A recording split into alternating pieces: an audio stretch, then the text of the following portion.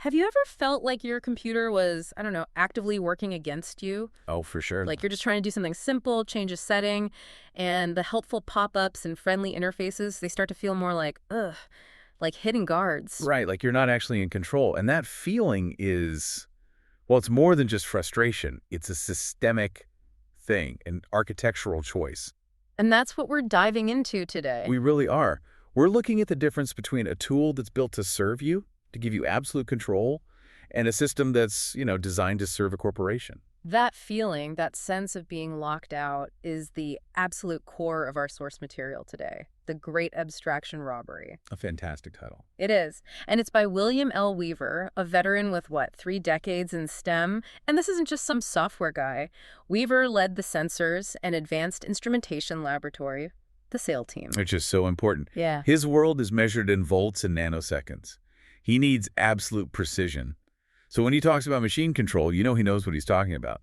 Exactly. And his argument, which we're going to unpack, is that for decades, proprietary computing has used this concept, abstraction. Which is basically hiding complexity. Right, making things easier on the surface. But he says it wasn't used to empower us, it was used to build a kind of digital prison cell. A prison cell. That's a strong metaphor, but it tracks. Weaver's whole critique is about how power has systematically moved away from the person at the keyboard and been locked behind the platform owner's walls. So our mission for this deep dive is to explore that. How did abstraction, something that sounds so good, become this tool of, imprisonment? And to really get it, you have to understand the original promise. I mean, the dream of agentic computing. What do you mean by that, agentic? Well, historically, thinkers like Vannevar Bush, Doug Engelbart, they pictured a world where your machine's intelligence was a true partner, an assistant that gets what you're trying to do, manages complex tasks for you. A true assistant. A true assistant. That was the promise. But what Weaver details is the dark mirror of that, the proprietary failure. Instead of an agent helping you get the most out of your own hardware, your own silicon, you got agents that just looked helpful. But we're actually what? They were structurally designed to lock you into the platform and create this frictionless channel for corporate telemetry. The machine intelligence works, sure, but it works for the shareholder, not for you. Okay, so let's unpack that journey. To really pinpoint where this robbery began, Weaver takes us all the way back to the early 1990s. Right, to the Great Schism. The OS2 versus NT rift. And for anyone who didn't live through that, this wasn't just two products competing. It was a battle over the fundamental philosophy of computing. It really was. It was the fork in the road. You had OS2, which was built to be incredibly robust, giving engineers a ton of control. Predictable. Which is what a systems engineer loves. And then you had Windows NT, which became this huge success story for Microsoft, but it prioritized security and this idea of managed abstraction. And the choices made back then set the paths we're still stuck on today. And that path overwhelmingly favored the proprietary abstracted approach. Overwhelmingly. Now, I have to play devil's advocate for a second. Isn't abstraction just necessary? It's why billions of people can use a computer without needing a computer science degree. That's a fair point. A crucial one. Weaver is talking about the needs of instrument builders, right? The 1%. Doesn't that mass accessibility kind of justify losing some low-level control? And that's the thing. Weaver would argue that the initial necessity of abstraction was used as the perfect Trojan horse for control. So it starts as a good thing. Of course. Abstraction is a necessary tool for simplification. But the robbery happens when simplification becomes obfuscation. The problem isn't that the graphical user interface, the GUI, the windows, the icons exists. The problem is what that GUI was designed to hide from you, permanently. So the friendly interface we all use, that beautiful, intuitive design, it became what he calls a velvet curtain. Exactly. It's a powerful metaphor because it acknowledges the beauty, right? The curtain is soft, it's inviting. But the second you, the user, want to know how the light board works or check the sound mix, you realize you can't go backstage. You realize the curtain is designed to prevent you from ever seeing the gears and levers. You can enjoy the show, but you can't improve the stagecraft. So abstraction is beautiful because it hides complexity, but over decades it became a form of imprisonment. It stops you from truly owning your machine. You hit a ceiling, not because you aren't smart enough, but because the vendor has deliberately taken the tools away. And that ties directly back to Weaver's world, right? The Sensors and Advanced Instrumentation Lab. When you're measuring things in volts and nanoseconds, control is everything. It's paramount. If you're running a data stream from a multi-million-dollar piece of lab equipment and the OS decides, arbitrarily to run a system check or a background update, That data stream is ruined. it's corrupted. It's a catastrophic failure in that context. An update that runs for even 30 milliseconds too long could destroy a week's worth of research. So what a systems thinker needs is guaranteed low latency access to the silicon. They need to know exactly what the CPU is doing. Exactly. And when the GUI and the whole proprietary system under it deliberately hides or removes access to those low-level controls, say, by forcing everything through some opaque driver stack that only the vendor controls, the system stops being a reliable instrument, It becomes an obstacle. an unpredictable obstacle. Yeah. And it forces the most capable users, the builders and the researchers, to rely completely on the corporation's decisions, even when those decisions are, demonstrably bad for their specific work. So the abstraction was never just about making it easy. It was a foundational move to ensure perpetual control over the entire ecosystem. That's the argument. Okay, so once that velvet curtain was in place, the proprietary system needed actors on the stage, right? Characters to maintain this illusion that the platform was there to serve you. Right. And Weaver argues that the history of so-called agentic computing has just been this parade of double agents. Double agents? Yeah, they look like they're helping you, but they really function as enforcement officers for the corporation. So every layer of assistance was also a layer of surveillance and control? Precisely. Yeah. Reinforcing the very walls that abstraction built in the first place. And we have to start with the most infamous one, Clippy, the paperclip.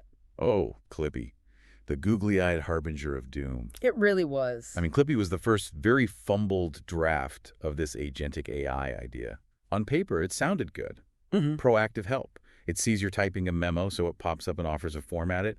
That was the vision in the late 90s. But hang on, was it really that sinister? I mean, wasn't Clippy also just clumsy early AI, designed by people who were genuinely trying to be helpful?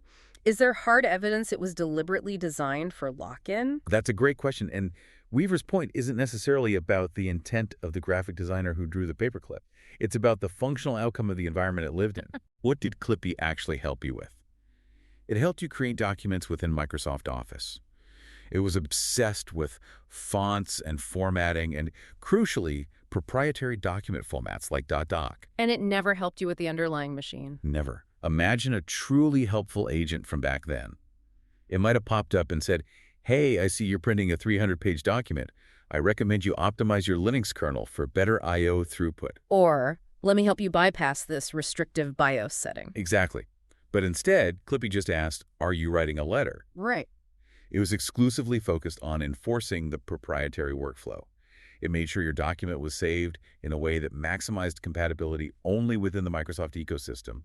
It was a mascot for the empire, as Weaver calls it, promoting their standards and never ever empowering you to configure the machine itself. So after Clippy, the focus shifts to the internet. And Weaver points to the browser wars and the total reign of Internet Explorer as the next step in this proprietary control. Yes, the browser wars were so critical because that's when the curtain really became a wall. A definitive wall. A definitive wall. The internet went from being this niche thing to the central place where everything happened. And whoever controlled the browser, well, they controlled your entire experience of the world. And Microsoft used its deep integration of IE into Windows to control that experience. Oh, absolutely. They used the architecture as an anti-competitive weapon. By making IE basically inseparable from Windows, they could dictate the standards for the entire web. So they decided which tech was supported, how sites loaded? And crucially, which parts of the web you were allowed to see and how. If you wanted to use a competing browser like Netscape, the operating system itself would make it difficult. By design, it reinforced this idea that the computer wasn't your tool, it was a window controlled by a single vendor. So the abstraction was no longer just hiding the file system, it was hiding other ways of even accessing information. It was a totalizing strategy, incredibly effective. They fenced off the whole experience. The original promise of the PC as this universal configurable tool was just systematically replaced by a highly managed environment where the vendor set all the rules. Which, of course, protected their revenue and their licensing models. Always. And that brings us right into the modern era with Cortana, pitched as the successor to Clippy, but now with massive cloud intelligence. She was supposed to be Jarvis. Right, Jarvis for your lab. But Weaver's description is much more accurate. A telemetry guzzling process. That's such a great phrase. It is, because Cortana was primarily an array of data sensors disguised as a helpful agent. Instead of managing your lab, it was this heavy process sitting in your taskbar, constantly collecting data. What kind of data are we talking about when we say telemetry? Because this is key to the business model. Right. It's everything. It's which apps you run, how often they crash, what hardware you're using, the metadata of the documents you're handling, even how fast your hard drive is deteriorating, your network activity, all of it. And why is that data so valuable to them? Well, it's monetized in a bunch of ways. First, it feeds their own proprietary AI models, the very models they're now selling back to you as a premium feature. Of course. And second, it gives them predictive intelligence. If they know, with statistical certainty, that a specific SSD model fails after 4 years of a certain kind of use, well, they can time their upgrade marketing perfectly. They can shorten the product lifecycle and force you to buy new hardware. So the performance hit you felt, your machine slowing down because this process was always running, that was literally you paying the corporation with your data and your CPU cycles. You subsidize their intelligence gathering, yeah. And it just strengthens that prison metaphor. The agent wasn't just watching the gate, it was charting every move you made inside the walls. Yeah. And all that data gave them the intelligence they needed to see the next big threat coming. Which leads us directly to the modern siege. This is where it gets really interesting for me. If Clippy and IE and Cortana built the moat, how does the corporation protect those moats today? Especially now that true independent AI is starting to emerge. The modern battle plan is two-pronged: structural control and narrative control. They are trying to co-opt the very heart of the rebellion while, at the same time, sowing doubt about any alternative that exists outside their garden walls. Okay, let's start with the structural control. Weaver sees Microsoft's acquisition of GitHub as a critical strategic move. Absolutely critical. For decades, GitHub was the public square, the forge for open source software. It was the organizational backbone of the rebellion against proprietary systems. And then the Empire bought it. The Empire bought the rebellion's headquarters. I mean, Weaver and others see this as a move to neutralize a long-term threat. For 30 years, the open source community Linux, open standards, was the main adversary. And suddenly, the main adversary controls the platform where the rebellion collaborates. So they didn't have to crush open source, they just had to buy the coffee shop where everyone met. That's a great way to put it. It gives them immense power. They get to see which open source projects are gaining steam, and crucially, they get massive data sets of all that code to train their own proprietary coding agents. So it's a huge insurance policy. If a truly independent coding agent pops up that threatens their products, well, they already controlled the delivery mechanism and the raw materials. They can solidify control over the very future of code that might otherwise bypass them entirely. Okay, so that's the structural part. What about the narrative warfare? Weaver talks about corporate FUD fear, uncertainty, and doubt. And he points directly at platforms like LinkedIn. Yeah, he calls it a megaphone for corporate FUD. And it's a simple strategy. If the technology offers liberation, the corporate story has to be about fear.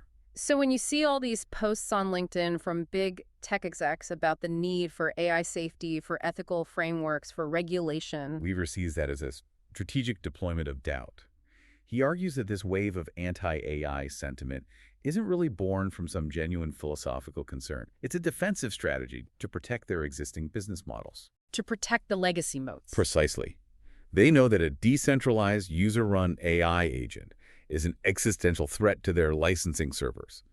Their whole model relies on you being locked in and paying a subscription. A powerful local AI on a Linux machine completely undermines that. So if you can't compete on utility or speed, you compete on trust. Right. You create a psychological barrier.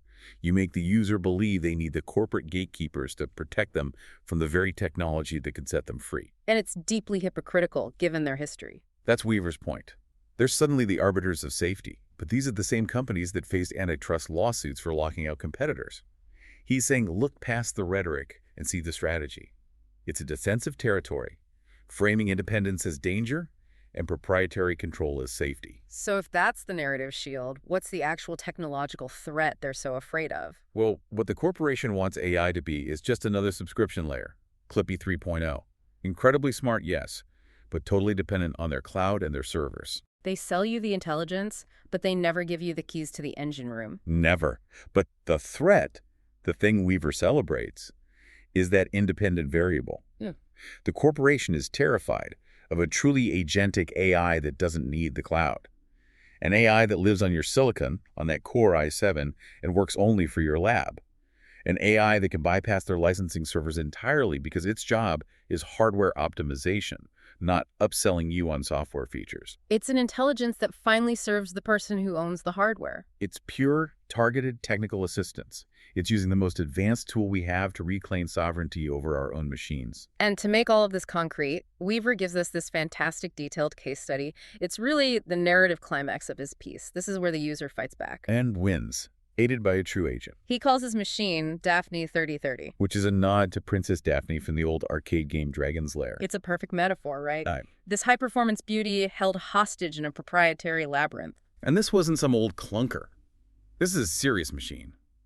A Dell Inspiron 3030 with a 14th gen Intel Core i7, 28 threads of raw power. This thing should fly. But running Windows 11, Weaver says it was like trying to drive a Ferrari through a swamp. Exactly. The hardware was capable, but the OS was a form of sabotage that actively got in the way of his research. And he lists these specific, totally relatable frustrations. Like his USB speaker system just vanishing into the ether. A plug-and-play device that points to some unpredictable power management decision being made by the OS, totally hidden from the user. And the display issues. He'd get these mandatory Windows upgrades that would just drop one of his dual monitors into a lightless void. Forcing a hard reboot just to get the signal back, I mean, that's a critical failure of the abstraction. If the OS can't even manage a dual monitor setup reliably, it shows how little control you have. And then there's the psychological stuff, the hauntings, he calls them. Yeah. That relentless McAfee trial shovelware popping up screaming for renewal a year after you opted out. All of it. The driver instability, the failed updates, the intrusive shovelware, the mandatory reboots that break your focus, all of it is a proprietary intrusion. It's all designed to either monetize you or enforce the corporation's schedule over your own need for stability. Daphne wasn't a tool. She was a resource being exploited. Okay, but here's the turning point.